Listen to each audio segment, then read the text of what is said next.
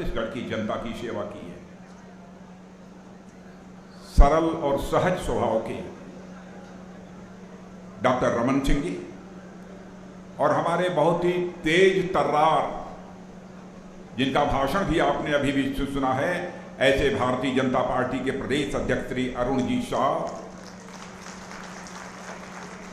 श्री शिव रतन जी शर्मा प्रदेश संयोजक विशेष जनसंपर्क अभियान, श्री संतोष जी पांडे संभाग प्रभारी, और आपके लोकप्रिय सांसद। और मैंने बहनों भाइयों, मैं बताना चाहता हूं कि आपके सांसद जब भी भारत की संसद में बोलते हैं तो अपना बिल्कुल 56 इंच का सीना चौड़ा करके आपका सांसद बोलता है। ऐसे सांसद श्री मोहन मांडवी, श्री विक्रम मुसंडी पूर्व सांसद, श्री केदार कश्यप जी हमारे प्रदेश के महामंत्री, बहुत ही लंबे समय से जब मैं काम कर रहा था उस समय भी इन्होंने बहुत ही अपनी सक्रिय भूमिका निभाई। श्री देवीलाल जी दुग्गा पूर्व विधायक, श्री भोजराज जी नाग पूर्व विधायक, श्री सतीश जी लाटिया जिलाध्यक्ष कांकेर, श्री दिनेश कश्यप पूर्व सांसद, श्री शशि पवार जी जिलाध्यक्ष धमतरी, श्री दिनेश अरोड़ा जिलाध्यक्ष कोंडागांव, श्री कृष्णकांत पवार जिलाध्यक्ष बालोद और श्री यशवंत जैन जिला प्रभारी कांवे। और इस सभा में मौजूद मेरे सभी सम्मानित बहनों एवं भाइयों, सबसे पहले मैं कांकेर बस्तर की माटी से आप सब मन के जोहार करे से मां दंतेश्वरी के सादर प्रणाम करे से ये माटी वीर गुंडाधूर, वीर गेदलाल, महाराजा प्रवीर भंजदेव, जगतू दादा और धर्मू दादा सबके नमन करे से, उन सब बलिदानी बन के सूरता करे से। मेरे बहनों भाइयों, लंबे अरसे के बाद कांकेर में किसी सार्वजनिक सभा को संबोधित करने के लिए आप सबके सामने खड़ा हुआ। इसके पहले 2 बार मैं कांकेर में सभाओं को संबोधित कर चुका, बहुत देर में आया हूं, लेकिन आप सबका आशीर्वाद है कि पूरी तरह से दुरुस्त आप सब लोगों के बीच में आया हूं।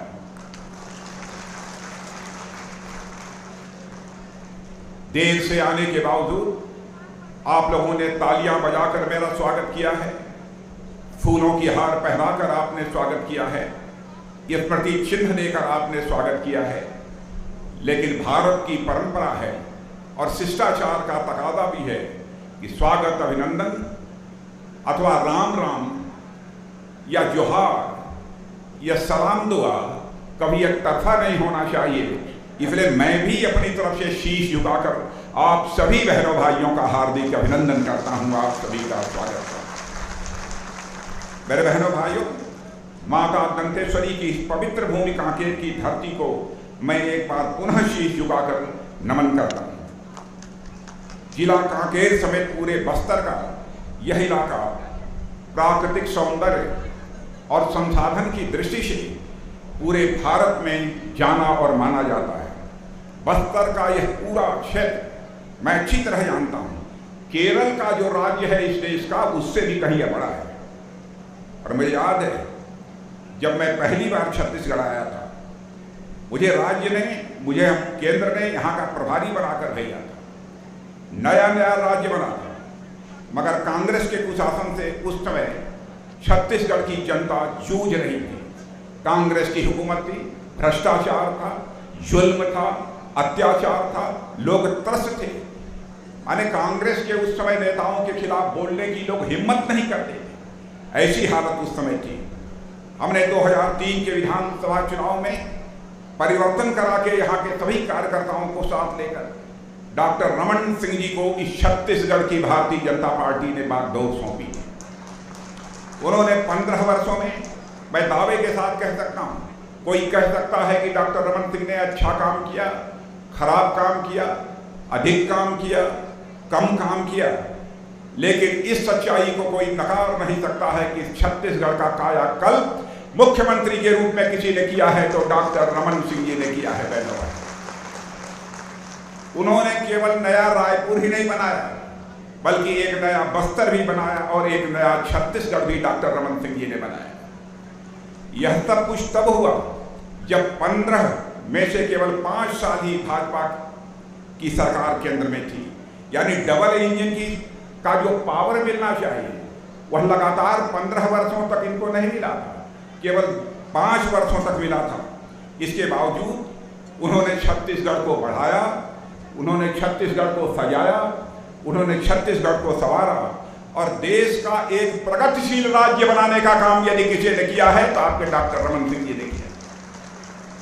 मगर 2018 के विधानसभा चुनाव में आप लोगों ने जनादेश देकर सरकार बदल दी, क्योंकि आप लोगों ने उस समय कांग्रेस की कुछ गारंटियों पर भरोसा कर लिया।